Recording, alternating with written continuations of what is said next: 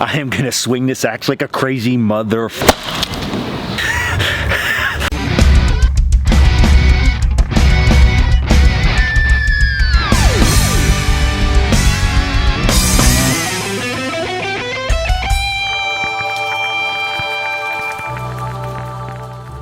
What's up, guys? Dan here, Coalcracker, Bushcraft.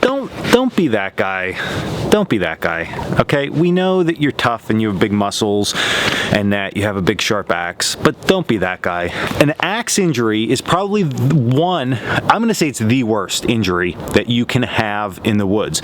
Not only is it gonna cut your skin, most likely it's gonna cut bone and tendon and whatever else is in the way. Toes, the tips of your rubber boots right off. I mean, the list goes on and on. These things are super dangerous. Now, I don't want to be safety Stan and say don't use an axe. I think that there is a time and a place, and it is the #1 tool in a woodsman arsenal. I think we all know that at this point when it comes to what I believe. So, when you're using your axe, other than cutting down big trees, there's really no reason ever to have to swing that axe. There's like small little chops, I would say, is okay, but big swings, overhead swings, stuff like that, there's just no reason for it.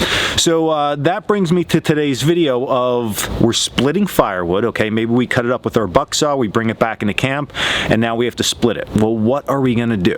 Okay, so first and foremost, generally the firewood that you're going to be gathering is gonna look like this. It's just gonna be small, 2 to 3 inch pieces that were easy to cut with your bow saw, and you bring these things back into camp.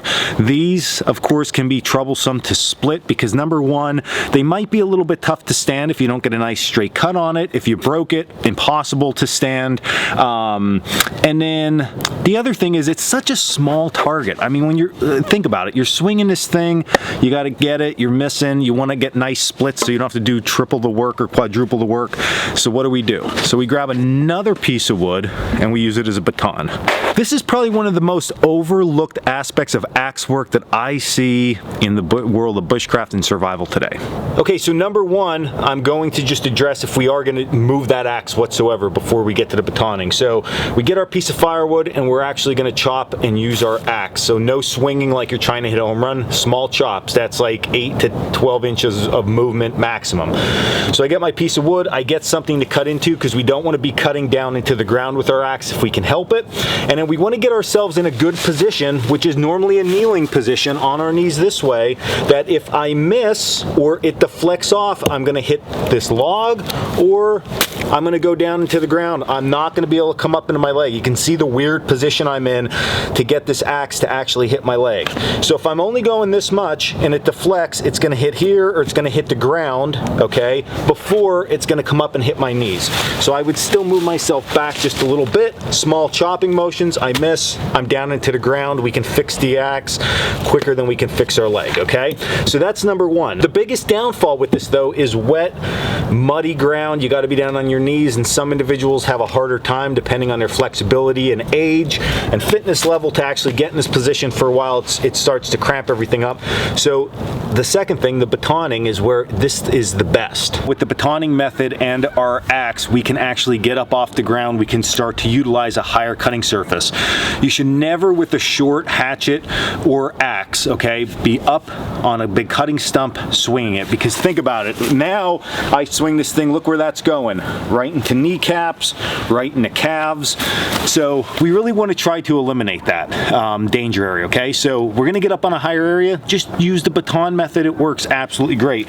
So you can take your piece of wood, even if it's a little bit unstable, you can still set your axe onto that piece of wood exactly where you want to split it, grab another piece of wood,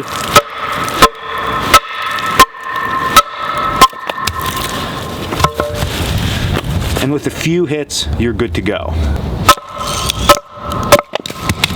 And there you go, that's one method for utilizing your axe in a safer manner. This method is great for kids to introduce them to axes, also for yourself and in darker conditions to be able to use this. That way, again, you're eliminating any risk of serious injury, because we want you to keep going out in the woods and I don't want you to be hurt, okay? So that's it. So be safe with your axe, and check us out at coalcrackerbushcraft.com for our classes and our merchandise and all that good stuff. And then until next video, stay in the woods. Oh, like and subscribe.